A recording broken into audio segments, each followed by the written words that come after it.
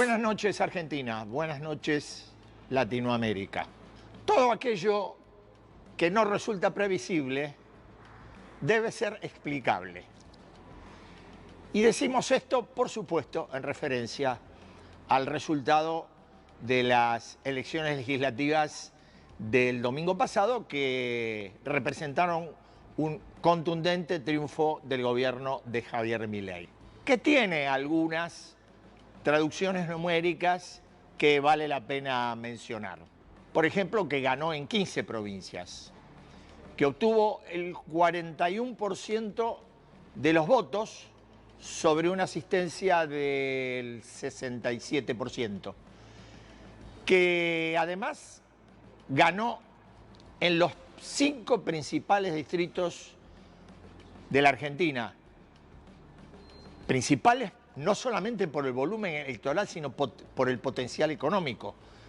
Y hablamos, claro, de Ciudad, Santa Fe, Córdoba, Mendoza y lo que fue la gran sorpresa, la provincia de Buenos Aires. Una elección que además se extendió más allá de esta franja central a lo largo de todo el país. Es decir, no fue una cuestión regional. No, ha habido una dispersión muy homogénea del voto en favor del gobierno en las legislativas pasadas. Y cuando uno hace esta descripción, inmediatamente surgen preguntas y uno dice, bueno, la sociedad premió a un gobierno que lleva un poco menos de 2 años.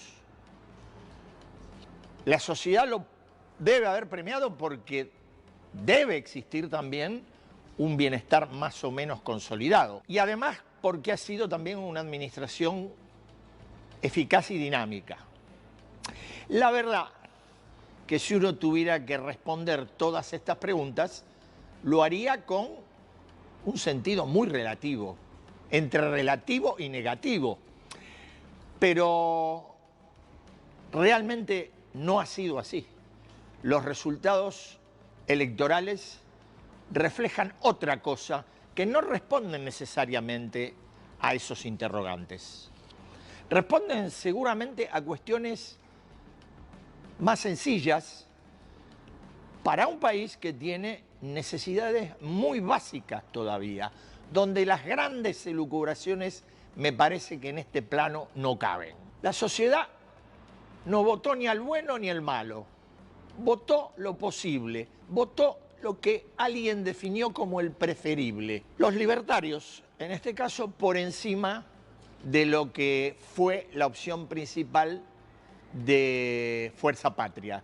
Los libertarios y Fuerza Patria, que una vez más han terminado polarizando una elección que, por ser legislativa, uno podría estimar que permitiría una mayor oferta que la había o una mayor posibilidad de elegir, pero no, una vez más el ensayo de la tercera vía, en este caso de Provincias Unidas, que juntó a 6 gobernadores, fracasó. Milei ha tenido 2 partes en lo que va de su mandato. Un primer año donde, acomodando las fuerzas políticas, cuyo origen eran muy débiles, muy frágiles, parlamentarias y territorialmente, y logrando además 2 o 3 cosas básicas, sobre todo el freno a la inflación, que, bueno, digamos, permitieron un balance de conformismo. Ahora hubo un segundo año, que empezó, por supuesto, en diciembre, enero de 2025, donde las cosas fueron cambiando, donde no existió esa posibilidad de administración con algún sector opositor que colabora, sino, y sobre todo, a partir de la elección que ganó en mayo en la ciudad del PRO, el gobierno entró en una suerte de encapsulamiento, entró en una suerte de tobogán político que se mezcló con otras cuestiones vinculadas a la falta de transparencia. ¿Dónde está el caso Libra, el caso de la Agencia de Discapacidad, el caso de quien finalmente no fue diputado bonaerense, José Luis Espert? Y sobre todo, llegó finalmente el salvataje en 2 ocasiones de un plan que se mostraba como la gran viga del gobierno, pero que evidentemente ofrece más debilidades de las que se supone. Llegó el rescate del Fondo Monetario Internacional, llegó el rescate de Washington más tarde. Y acá hay que detenerse porque creo, mirando un poco en retrospectiva lo que pasó el domingo, que el tema de Washington fue determinante, o una de las cuestiones determinantes. Sobre todo aquella declaración de Donald Trump cuando dijo que si no ganaba Milei, el apoyo de Estados Unidos, el apoyo financiero, seguramente no iba a ser el que está haciendo. En esa cuestión, en el mérito de la inflación baja y en el fantasma del pasado kirchnerista, yo creo que puede explicarse el 80% de las razones de la victoria del gobierno. Porque, como dije antes, la sociedad optó por lo más previsible, por no tener una inmediatez que era el lunes traumática. ¿Y qué había del otro lado? El peronismo, con una llamativa pobreza de ideas, que ni siquiera ha recapacitado sobre lo que ocurrió los 2 años del gobierno de Alberto y Cristina Fernández, que no tuvo propuestas llamativas como no fueran aquellas inevitablemente ancladas en el pasado. Repasemos. El eslogan predilecto de la campaña fue "Frenemos a Milei", y uno se preguntaría ¿para qué? ¿Para hacer qué? Nunca se supo. O si no, se reflotó el antiguo eslogan de Braden o Perón, o si no, patria sí, colonia no. Estamos hablando de 50 años o más atrás, del siglo pasado. Cuestiones que me parece no cautivan para nada a un electorado que va cambiando en términos generacionales. Y una cosa de mucha actualidad, en este periodo de año y medio del gobierno de Milei, nadie, ni Cristina Fernández ni Axel Kicillof, pudieron alguna vez explicar qué camino se tomaría para la defensa de la inflación y qué camino se tomaría para mantener más o menos en orden las cuentas públicas, que son los 2 grandes méritos, en forma resumida, que pueden adjudicarse al gobierno de Milei. Y Milei vuelve a estar, después de haber estado todos estos últimos meses en un tobogán, como estaba aquel primer día del gobierno cuando asumió, con un hándicap. En aquella elección general, recordemos, el presidente había obtenido el 30%, en el balotaje recibió el aluvión del 56%, 25 puntos que le cedió el PRO. Bueno, ahora los 41 puntos o 40.7 ya son propios, es decir, parte de una base electoral superadora a la que tenía. Claro que a partir de este nuevo punto tiene muchísimas cosas para reformular, empezando por la reconstrucción de una conducción política demasiado desorganizada y intoxicada de peleas internas. La necesidad también de dejar atrás un personalismo en exceso para darle paso a una trama de mayor consenso político con dirigentes políticos, también con dirigentes empresarios y sindicales. Una necesidad imperiosa de mejorar la calidad institucional, que es muy pobre en la Argentina. Y, por supuesto, no solamente hablar de las cuentas fiscales, del orden macroeconómico imprescindible, sino agregarle alguna expectativa en torno a la producción y el trabajo, sobre todo. Son demandas, son las demandas que van a venir, porque aquel tiempo, el primer año de gloria y el segundo del tobogán han pasado. Ahora viene este tiempo de demandas, que no son sencillas, pero es el momento que le toca a Milei. Es el momento posterior a la gran victoria, que alguna vez en su libro Mauricio Macri definió como el segundo tiempo. Claro que no va a jugar el expresidente sino Javier Milei. Así arranca la edición de Datos de hoy.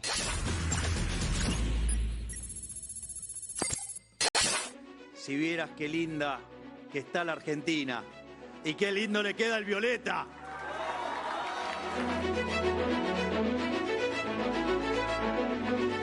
Ha sido un día histórico para la Argentina. El pueblo argentino decidió dejar atrás 100 años de decadencia. Quiero agradecer a los 10 millones de argentinos que nos han acompañado. Este resultado no es más ni menos que la confirmación del mandato que asumimos en el 2023. A partir del 10 de diciembre pasamos a contar con 101 diputados en vez de 37. A partir del 10 de diciembre tendremos, sin lugar a dudas, el Congreso más reformista de la historia argentina. ¡Y viva la libertad, carajo! ¡Viva la libertad, carajo! ¡Viva la libertad, carajo! ¡Hagamos grande Argentina nuevamente!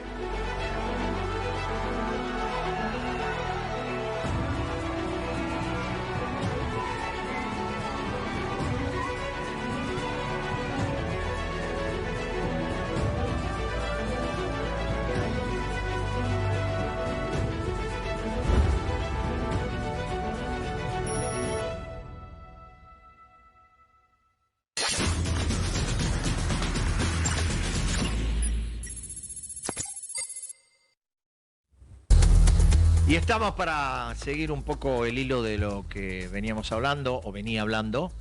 Eduardo Fidanza, director de Poliarquía, politólogo, analista, amigo, académico. ¿Cuántas cosas más? No, eso es suficiente, sobre todo amigo. Un gusto tenerlo. Ya nos había visitado en otra oportunidad. No en este estudio, pero nos había visitado. Sí. Pero, a ver... me gustaría no hacerte una pregunta y que directamente, yo pienso, en 6 meses la Argentina es una montaña rusa constante, pero en estos 6 meses, desde mayo que fue la victoria en la ciudad del PRO, de la Libertad Avanza contra el PRO, después empezó una declinación, pareció un hundimiento el 7 de septiembre y de repente estamos también en la cúspide. Sí. Estamos en la cúspide. ¿Para quedarse o nadie sabe? A ver, en primer lugar, las elecciones de medio término sabemos que no tienen capacidad predictiva. Es decir, correcto. Hay gobiernos que la ganaron y después perdieron la reelección, hay quien perdió y después ganó. Así que, en primer lugar, para el que gana es como un horizonte más despejado y entonces le parece que tiene más chance, lo cual es objetivo. Pero yo también me acuerdo, no para desmoralizar a los ganadores, yo me acuerdo que cuando en 2017 gana la elección Macri, que es una elección muy parecida, yo me acuerdo que en el verano de 2018, en los lugares de vacaciones, los analistas, los periodistas, todos hablábamos, hay Macri para rato. Nosotros, perdón, yo lo pensaba, no sé qué lo escribí, pero lo pensaba. Yo ahí escribí, lo tituló La Nación un poco deformado, una cosa que todavía me la están reprochando en las redes. Macri, un político de otra galaxia. Buah, todo eso no ocurrió. No necesariamente eso se tiene que repetir. Ahora, lo que sí tenemos es un fenómeno político que es Milei, que es como él quiso ser el outsider, el disruptor. Y yo la primera pregunta que me hice, digo, ¿quién es el Milei que ganó? ¿El Milei del Festival de Rock?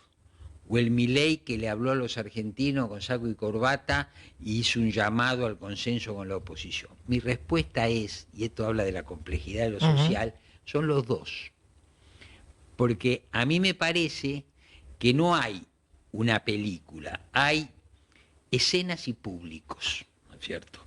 Entonces, en esa lógica de escenas y públicos, Milei ha desarrollado, ¿no es cierto?, si vos querés, 2 estilos. O si vos querés más un estilo, que es el disruptivo, sí, pero empieza a desarrollar, y seguramente sea lo que veamos los próximos meses, un político, si vos querés, no sé si más convencional, pero más parecido a lo que el sentido común nos dice que es un presidente de la nación. En la historia de Argentina, que ha sido, y la historia de democracia, que se ha ido polarizando, pero yo te diría, eso sí, ahí tomo lo de Cristina, y Cristina dice, yo soy la condesa de Chikov. Hay que decirle a los oyentes o televidentes más jóvenes que era una señora que aparecía hace 30 años en televisión para enseñar buenos modales. Bueno, ese presidente tiene un horizonte por delante. Creo que hay que distinguir, sin embargo, y el gobierno estaría bien que lo distinguiera, entre la lógica electoral de la democracia, que tiene unas reglas que determinan que uno de los partidos gana, y gana en forma legítima, porque la elección es transparente, porque hay libertad de opinión, porque la gente se presentó y votó. Además un triunfo que también te impacta por lo extendido, ¿no? Porque no es que es una región... intenso, de volumen importante y de extensión geográfica importante, gana más provincia que Macri. ¿Sí? Claro, bueno, una más, ¿no? Una más, creo, sí. Entonces, esa es la lógica del triunfador, pero el triunfo de Milei, hay que tenerlo claro, no invalida el diagnóstico sociológico. El diagnóstico sociológico se superpone, si vos querés o no, con el diagnóstico electoral, pero se trata de otra cosa. ¿Por qué lo digo? Porque Milei gana en una sociedad cuyo diagnóstico era amplia franja de la población no llegan a fin de mes, amplia franja de la población perdieron el trabajo o temen perderlo, amplias franjas de sectores empresarios, ¿no es cierto?, que no pueden competir con la apertura de la economía o no pueden competir por la intensidad de los impuestos. O sea, ese malestar social existía el viernes, existe el lunes, martes, miércoles.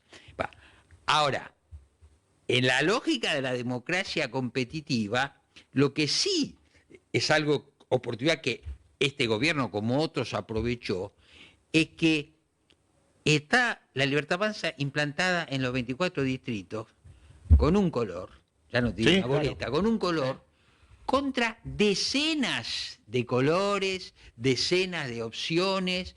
Y bueno, vos pensá la provincia de Buenos Aires. Creo que eran 16 o 17 boletas. Una del gobierno, 16 de otros. Bueno, ese voto a la oposición, necesariamente, por más que hubiera polarización con el peronismo, se distribuyó, se fraccionó. Sí. Y después, y este es el otro tema, que es el tema del que hablamos todos, pero hay que hablar, este resultado, como el resultado de 2023, como otros resultados anteriores, incluso en la provincia de Buenos Aires, son el síntoma de una decadencia del peronismo que se va profundizando, y como hablábamos antes, el peronismo no solo pierde votos, pierde significado para la sociedad, ¿no es cierto? Lo cual no quiere decir, porque es compleja la situación, de que en esta elección los sectores populares se fueron masivamente con Milei. Vamos a ver los análisis de datos que todavía quedan por hacer. Sí. Hay una fracción que se va con Milei, pero digamos, la distribución socioeconómica del voto a Milei empieza a parecerse al del voto a un partido de centro derecha, como fue el caso de Macri. ¿Qué te quiero decir? La probabilidad de votar a este gobierno aumenta en la medida que aumenta la escala socioeconómica y la escala educativa. Y eso pone un poco más de lógica, porque terminan definiendo las clases medias, ¿no es cierto? Y esas clases medias se pueden inclinar, ¿no es cierto?, hacia abajo o hacia arriba. Si es hacia arriba, te van a votar un modelo como Milei. Si es hacia abajo, hay que ver. Ahora, el peronismo, al ser la principal opción y a ser el principal partido de oposición y estar en esa situación, bueno, eso ha facilitado mucho a Milei. Igual, es cierto, igual me parece que aún, como decís vos, y yo comparto en un estado de declinación, el peronismo tiene un potencial objetivo que se verá si se recicla o no se recicla.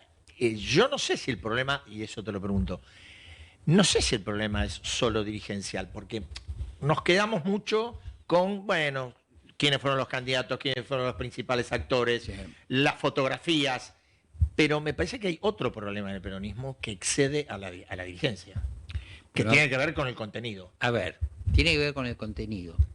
Y ahí puedes hacer también otra interpretación.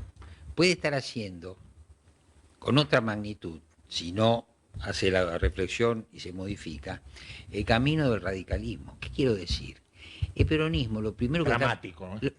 Total, El radicalismo fue dramático. Trágico, pero te quiero decir, el primer síntoma es que vos perdés peso y significado como partido nacional y te empezás a federalizar, a territorializar. Entonces te quiero decir, si uno analiza, eso es uno de los temas de análisis, porque la pregunta dice, ¿pero cómo puede ser que ganaron por casi 14 puntos el 7 de septiembre y ahora perdieron? Entonces, una de las cosas, por supuesto, está el voto de los extranjeros, está la boleta única, pero Sí. digamos, está la movilización de los intendentes. Entonces uno puede decir, el peronismo se debilita como opción nacional, pero probablemente a nivel subnacional, pero sobre todo municipal, todavía mantiene, ¿no es Sí, cierto?, sí. Bueno. una dinámica, una capacidad de movilización, bueno, pero el drama es perder, porque así le pasó al radicalismo. O sea, el radicalismo Exacto. todavía tiene gobernadores, pero se convirtió en una federación, ¿no es cierto?, de distintas expresiones en el territorio. Bueno, ahí está el punto. Ahora, agrego esto. El problema del peronismo es complejo, porque yo siempre tuve la hipótesis, no es original, que como el peronismo es el partido hegemónico, y necesitamos que el país, la economía, las organizaciones se modernicen. Vos decís, Claro. bueno, la modernización de la Argentina en buena parte pasa por la modernización del peronismo. ¿Qué sería una modernización del peronismo? Un peronismo que respete más las instituciones y combata menos el capital. Bueno, eso era hasta el sábado Juan Schiaretti. Y el peronismo perdió en toda la línea. Pierde en su versión populista de izquierda Cristina, Sí. y pierde en su Sí. versión moderna republicana. Entonces tenés un problema muy complicado, porque uno ingenuamente podía decir, bueno, no sé si es Schiaretti, pero lo que Schiaretti representa podía ser la superación de Cristina Kirchner. Yo, No. como digo, estás en un problemón. Comparto, y cuando uno dice, hablábamos recién de contenido, hablábamos de dirigente, vos decís el peronismo no kirchnerista o el peronismo no populista, tiene que tener o tiene una representación que en verdad es antigua.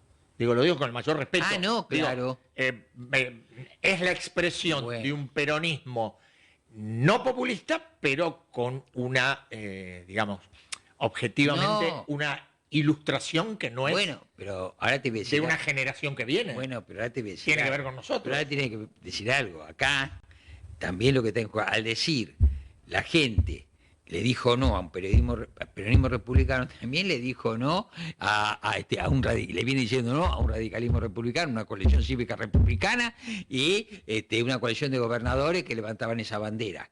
Te quiero decir, las reglas del juego cambiaron y acá me parece que lo que ha cambiado profundamente es la cultura, son los usos y costumbres, son las subjetividades, y no sé si hay capacidad, de hecho no hay capacidad en la oposición para interpretar esto, y tampoco hay liderazgos. No. Y yo te diría que a partir de ahora hay que reconstruirlo, porque han caído dirigentes, ¿viste? Yo escuché mucho, bueno, pero Puyaro puede, Puyaro no. Usted lo perdió.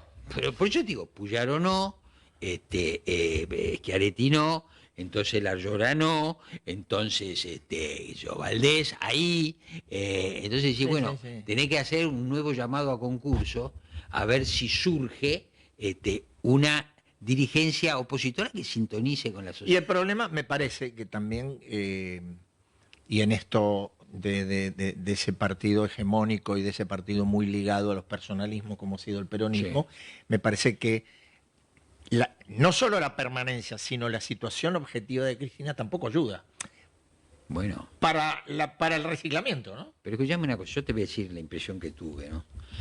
Como yo digo, con la personalidad de Milei hemos tenido que introducir la variable psiquiátrica en el análisis político.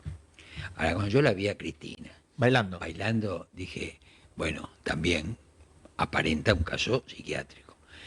Yo lo lamenté mucho, pues yo jamás fui kirchnerista, pero le hemos reconocido a Cristina su capacidad Sin duda. de liderazgo. Perdón, esto corre por cuenta mía. Después de Juan Domingo Perón, el liderazgo más importante, desde ya. yo digo emocional político, más que político emocional, que tuvo... Comparto que tuvo- contigo. Ahora, para decirlo de una manera elegante, Cristina Kirchner debe estar sufriendo un embotamiento. Es una persona que está presa.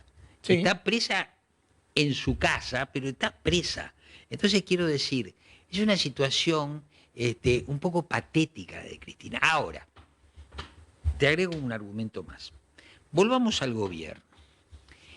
La cuestión es si este Milei, probablemente normalizado, ¿no es cierto? Normalizado por la demanda de adentro y la de afuera. Sí. ¿En qué se va a diferenciar de lo que vino siendo la política? O sea, hay sospecha de corrupción, hay, que eso es una regla sociológica, una nueva élite, que no le llamamos casta, pero es así, cuando vos llegás arriba sos la élite, aunque no te guste. Mucha gente que rodea a Milei pertenece a la más rancia casta, a los primos Menem, etcétera. Entonces, Daniel Scioli. bueno, Daniel Scioli, a ver, lo que va a estar en juego en los próximos 2 años es si el programa, sobre todo económico, del gobierno, logra sostener las expectativas, y uno dice la hipótesis, dice, bueno, las va a sostener si logra, lo que no lograron otros, que el plan de ajuste que la gente ya compró se convierta en alguna forma de crecimiento. Te quiero decir, la gente votó, te voy a decir las metáforas que se usaban, aunque la copa no derramó y tampoco llegaron los brotes verdes. Ahora la pregunta es, dentro de 2 años, ¿la gente seguirá bancando o dirá, buscará? Bueno, eso nosotros no lo sabemos, pero vuelvo a decirte, ojo con la interpretación que haga el gobierno. Yo te voy a decir algo, no lo vi particularmente triunfalista a Milei. No, para nada. Lo vi tranquilo, a su hermana tampoco. Fue una reacción superior a la que uno esperaba. Exacto. Ahora, y redondeo, ahora, veamos lo que significa hacia adentro del gobierno. Karina Milei puede decir, yo con los Menem construí todo esto y con pareja, y ganamos. Lo dijo. Lo dijo. Entonces, quiero decirte, ese triángulo de hierro refuerza el cateto que es el presidente y su hermana, y hay que ver el destino de Santiago Caputo, al cual el presidente eleva, pero hay que ver hasta dónde llega esa capacidad. Si el presidente se normaliza, quiere decir que las fuerzas del cielo van a tener menos influencia. Serán más folclóricas, ¿no es cierto?, y menos importantes a la hora de tomar decisiones. Lo que vos decías recién, yo le añado, o te lo pregunto, vos decías, la elección no invalida lo que es el registro social de la Argentina. Por supuesto, no lo invalida. La elección tampoco invalida que Milei, más allá de un liderazgo muy fuerte en términos de personalidad, no ha tenido decisiones estratégicas que vos decís, me he quedado con la boca abierta. Me podés decir, bueno, porque ganó la elección, estoy perfectamente de acuerdo. Pero la ganó con muletas. Bueno, pero a lo que voy es, para mí, una demostración entre varias, una demostración es, mirá, fue incomprensible el sostenimiento de Esper como candidato hasta 15 días antes. Por supuesto. A ver, errores políticos, pero además, y me parece importante, errores económicos. Este programa, si no viene el salvataje del norte, 2 salvatajes. Ya había habido uno. Ya había habido uno y otro. Es un programa que iba destino al fracaso, porque sus supuestos eran equivocados, como dijeron muchos después denominados mandriles. Ahora, lo que pasa, y ahí yo introduzco otro tema, hay que considerar también la excepcionalidad argentina. Ese tema que es ambiguo, ¿no es cierto? Porque somos, como Simón Kuznets, el premio Nobel, decía, hay 3 tipos de países, los desarrollados, vías de desarrollo, Japón y Argentina. Pero Argentina en eso era excepcional por lo malo, porque era Japón tiene recursos, no tiene recursos, progresó, Argentina con recursos se estancó. Ahí tenés excepcionalidad negativa de la Argentina. Vos después tenés la pampa húmeda. Excepcionalidad y mito, porque la pampa húmeda, por más que puede ser grandiosa, nunca sirvió para sustentar la necesidad de financiamiento de la Argentina. Ahora, vaca muerta. Sí, bueno, es el nuevo... Es el nuevo... La soja de... La soja... comienzo de siglo. Bueno, ahora, hay excepcionalidades argentinas y hoy estamos en un momento de excepcionalidad, porque la ayuda norteamericana es absolutamente excepcional e inédita, porque terminaron teniendo que poner los dólares, ¿no es cierto? Y por otro lado... Y la Argentina lo corrió. Y la Argentina, claro, por supuesto. Porque le absorbía Por los supuesto, dólares. lógico, pero te quiero decir, y además, el momento de excepcionalidad también está dado por la política internacional de la Argentina. Nunca que yo recuerde, y seguro en los últimos 40 años, la Argentina tuvo un alineamiento que es previo a esta ayuda, es decir, hicimos los deberes, y vota, ¿no es cierto?, cualquier tema que genera el consenso del 99% Vota en de la contra. nación, lo vota en contra, vota con Estados Unidos y con Israel. Y después es excepcional, en el sentido de la excepcionalidad argentina, este presidente, ¿no es cierto?, que se presenta en un festival de rock y después, bueno, todos estos elementos tienen que ver con la excepcionalidad argentina y vamos a ver cómo resulta. No, bueno, sin duda, porque es un laboratorio. Es, bueno, lógico. Pero yo a veces me pregunto, digo, la valoración supongo que hiciste la misma cuando yo vi el espectáculo de rock y lo vi más de una vez, por lo menos fragmentado. A ver si lo creía. Dije, esto no puede jugar nunca a favor. Probablemente no haya jugado a favor, pero no jugó en contra, seguramente. No jugó en No, contra, no. te muestra, porque además vuelvo a decirte, escenas y públicos, ¿no es cierto? Y eso es así, él acertó, ¿no es cierto? Esa escena. La información que yo tengo, que nunca va a ser mayor que la tuya, es que en el fondo no se lo recomendó, él dijo, pero yo lo quiero hacer, necesito hacerlo, como el me piace del Papa. Sí. Hay algo de eso, pero imagínate que se dio el gusto, cometió errores, su ministro de Economía se equivocó y sin embargo ganó las elecciones con muletas, ¿no es cierto?, pero con una oposición dividida y con las reglas legítimas de la democracia que te dan un diagnóstico electoral, pero no invalida el diagnóstico sociológico, viejo, porque si no... Sin duda. Ni algunas de los análisis previos que uno hizo, Obvio. vinculado a estrategias políticas, decisiones. Bueno, ocurren las cosas como ocurren. Digo. Ocurren las cosas Finalmente yo a veces me río porque dicen, bueno, con el diario del lunes. Bueno, nosotros trabajamos mucho con el diario del lunes. Sí, Porque así es. hay que analizar el diario del lunes. Hay que analizar también. el diario del lunes, hay que ver O sea, lo que no es previsible, a lo que no es previsible hay que buscar la explicación. Sí, a ver, existía, por lo menos en el trabajo nuestro, el escenario de los 40 puntos. Lo que pasa es que nos costaba creerlo, pero existía.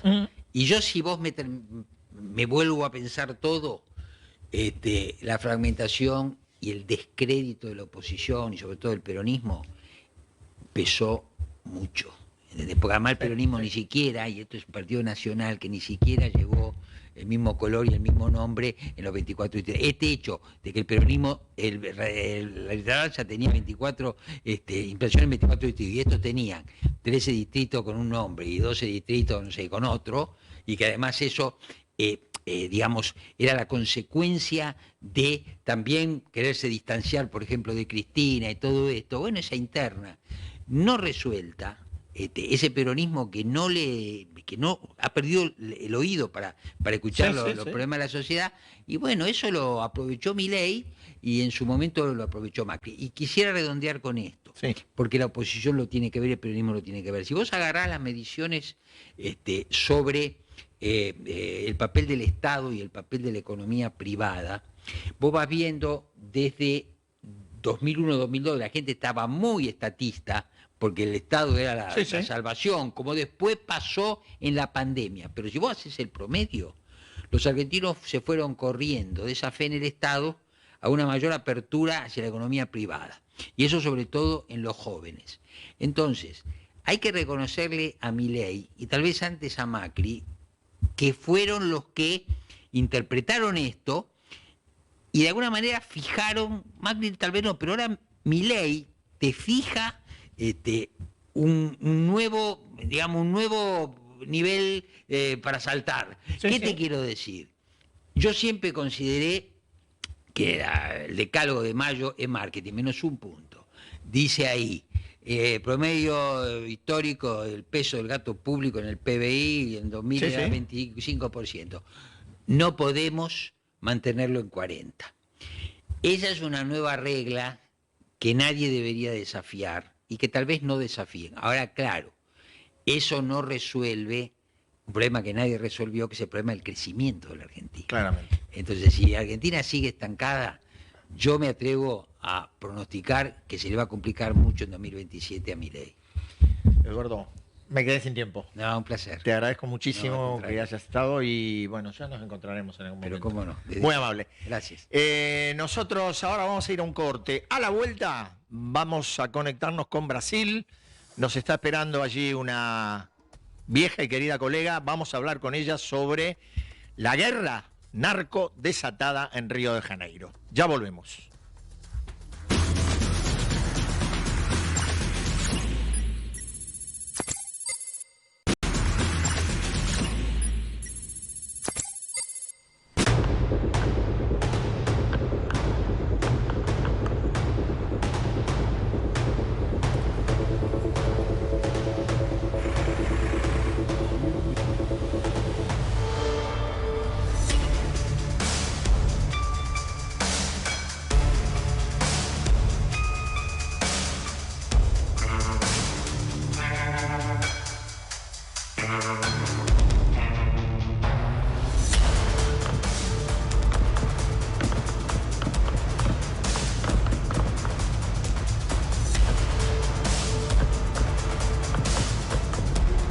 Observa algumas viaturas da Defesa Civil. Os corpos estão sendo retirados. Realmente, olha só.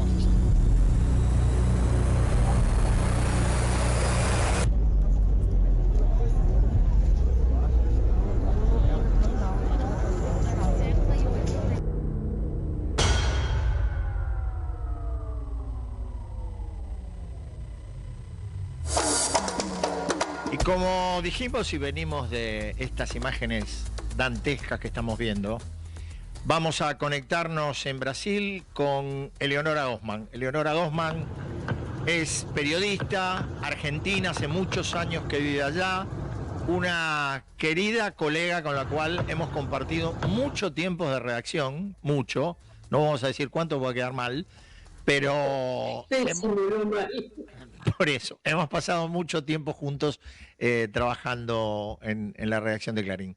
¿Cómo te va, Leonora? Un gusto grande poder reencontrarme con vos. Hola, Eduardo, te olvidaste de un detalle. Nos ¿Cuál de conocemos de ellos? mucho antes. El detalle que compartimos un colegio. Tenés razón, sí, sí, pero viste que es tan largo el tiempo que me cuesta ir más atrás. Claro, ese es el problema, ¿viste? Decime, te arranco con una pregunta de este problemón que está viviendo Río de Janeiro.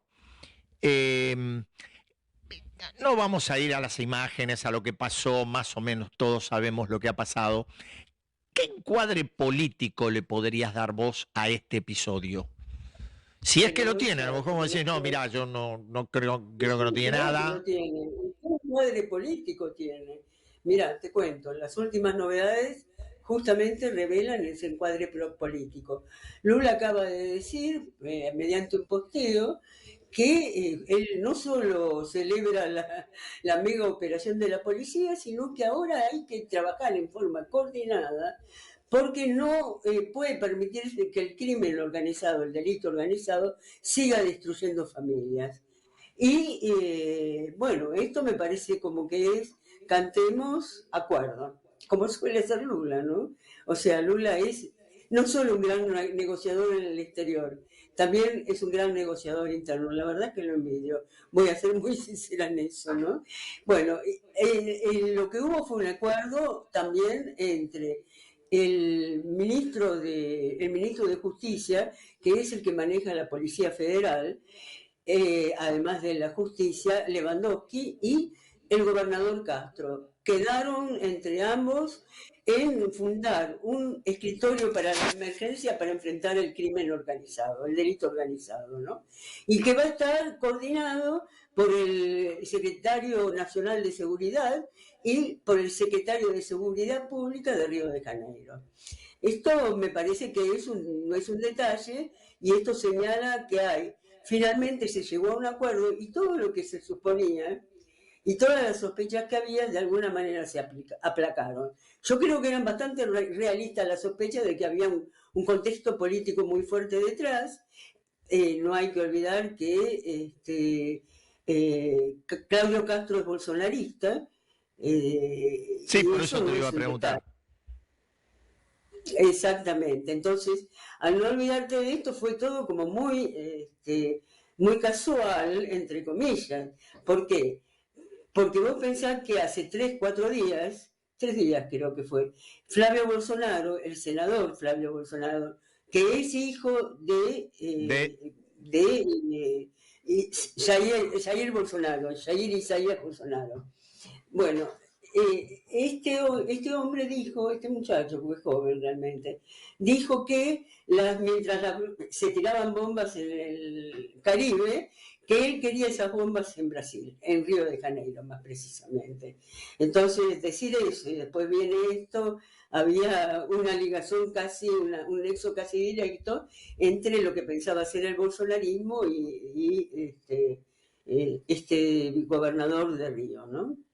Ahora, Eleonora, vos decís recién esto de la conducta de Lula, que realmente es asombrosa digo en términos de pragmatismo, ¿no? Porque estamos hablando estamos hablando de un tema de extrema gravedad como es el narcotráfico o el narcoterrorismo, pero estamos hablando también de que tiene que acordar con quien puede ser o el sector más confrontativo con el gobierno de Lula. Y tiene que acordar y acuerda. Pero porque se había comentado mucho que el gobernador Castro supuestamente le había pedido colaboración con fuerzas federales a Lula y Lula se las había negado. No, bueno, no fue así en realidad. Lo que el después se retractó el gobernador, ¿no? Lo que el gobernador dijo en realidad que en el mes de febrero había ido a pedirle al ministro de Justicia, justamente, que es el que controla la Policía Federal y que tiene nexos directos con las Fuerzas Armadas también, justamente por este tema, le había ido a pedir blindados, tanques. Pero resulta que vos no podés, en Brasil no se puede dejar participar a las Fuerzas Armadas en operaciones de este tipo, a menos, digamos, que haya una suerte, digamos, de declaración de estado de sitio, de emergencia, como quiera. Se llama GLOW, que es garantía de la ley y el orden, ¿sí? Entonces, esto, firmado por el presidente, es el único que lo puede firmar, es lo que permite, digamos, que va a permitir ahora trabajar en forma conjunta, no solo a la Policía Federal, no solo a la Policía Militar de Río de Janeiro, sino trabajar en forma conjunta con el Ejército y con las Fuerzas Armadas, ¿no? Decime, Leonora, vos me decías y mencionabas recién lo del acuerdo, y yo pienso, esto es absoluta conjetura, puede estar equivocada, digo, también para Lula era un compromiso después de esta reunión que acaba de tener con Donald Trump en Asia, también hubiera sido un compromiso soslayar la gravedad del episodio ocurrido en Río de Janeiro, ¿no? No, claro que no se puede soslayar. Ahora, uno tiene que pensar y preguntarse por qué el gobernador llamó, porque hay una discusión, Eduardo, detrás de todo esto, el tema del narcoterrorismo, o sea, la unión de la palabra narcotráfico con terrorismo.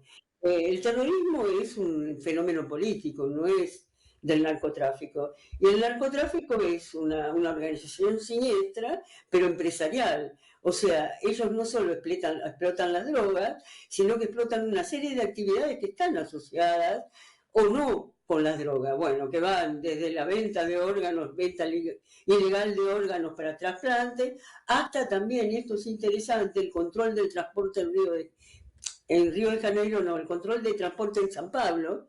El PCC, que es el primer comando de la capital, controla el transporte. El segundo en importancia, ¿no? ¿Cómo? ¿De los grupos? No, es el segundo en importancia. Ah, es el primero, más que el Comando Vermelho. Para mí sí, porque pasa lo siguiente, el Comando Vermelho, el Comando Rojo tuvo mucha presencia, yo te diría, hasta los años 90 y tal vez un poco, digamos, los primeros años de este siglo, ¿no? 2005, por ahí. Pero ¿qué ocurrió a partir de ese momento? Ocurrió que el Comando Vermelho, o sea, el Comando Rojo empezó a declinar y en su lugar, en paralelo, subió el primer comando de la capital y se constituyó en una organización empresarial moderna, pero ligada a todos, digamos, con actividades que no eran ilegales, como esta, te digo, del control de los ómnibus de San Pablo. Se sabe perfectamente. Pero ¿cómo sería el control de los ómnibus? ¿Control en qué aspecto? ¿En qué sentido? En la empresa que maneja, las empresas que manejan los ómnibus. Imagínate eso en Buenos Aires con todas las líneas que tenés, controlada por el narcotráfico a través de empresas. Empresas legalmente constituidas, bla, bla, bla, ¿no? Sí. Justamente esos personajes del narcotráfico no son los que fueron atacados ahora, para nada. O sea, esos personajes del narcotráfico están en sus hermosas residencias de lo que se llamaría, acá se llaman condominios cerrados, bueno, en Buenos Aires se llama barrio cerrado, ¿no? Sí. Ellos no están en la favela, ¿viste? Esta es la realidad, son empresas ya, tienen el nivel de empresas muy desarrolladas. Es muy notable el fenómeno en ese sentido, ¿no? Bueno, se ha visto varias películas o varias series con el tema, pero es realmente así, es realmente de esa manera, es muy notable el fenómeno. Entonces, eso incluso es lo que en la práctica dificulta la solución del problema. Es muy difícil. Bueno, no, está claro. Acá la pregunta es... no sé si la solución, porque la solución me parece que un objetivo casi ideal, pero de qué manera se acota, se limita, se controla esto, ¿no? Claro, porque el tema es que acá en Río de Janeiro el narcotráfico controla la gente de las favelas. Bueno, vos sabés por qué la controla, le ofrecen todos los servicios, pero es un gobierno, tiene un nombre. Es como un estado dentro de otro estado. Correcto. Pero manejado por los narcos, ¿no? Tanto en el complejo de Animal como en el complejo de La Peña. Entonces, ¿qué ocurre? Claro, como ellos prestan todos los servicios y el Estado se los deja, les deja que hagan eso, como diciendo, bueno, gasten ustedes el dinero en la educación, gasten ustedes el dinero en no sé, en salud, háganse cargo ustedes de la población. Es más o menos es el mensaje que le dejan. Efectivamente, ellos se hacen cargo de la población, ¿no? Es una cosa bastante siniestra. Decime, una última te tengo que hacer, Eleonora, y tengo que irme. ¿Vos crees que esto puede, o esto que pasó puede establecer un momento razonablemente prolongado o es una tregua breve? No. Este acuerdo es el principio justamente de una pacificación y de la eliminación de elementos políticos perturbadores dentro de las decisiones tanto del gobernador de Río como del Estado Nacional. Esto para mí es central, ¿no? Así como hizo Lula con Donald Trump, lo hace ahora con el señor Claudio Castro. Es más, te doy otro detalle. Lula dio la orden de que nadie dijera nada de Castro, que ni se les ocurriera ofender al gobernador, ¿no? O sea, una orden así, esas órdenes de Lula, esas órdenes de Lula son cumplidas, ¿no? Eleonora, te agradezco muchísimo, ha sido un gusto muy grande, amén de toda la información que nos has dado. reencontrarte por lo menos a través de la imagen. Te mando un beso grande y seguramente en otra ocasión nos pondremos en contacto. Ay, ojalá, viste, me encantaría. Bueno, Eduardo, un abrazo. Gracias, muy amable. Bueno, nosotros estamos poniendo fin a la edición de Datos de esta noche. Vamos a volver, como siempre, el miércoles próximo a las 21. Gracias a todos. Chau, nos vemos.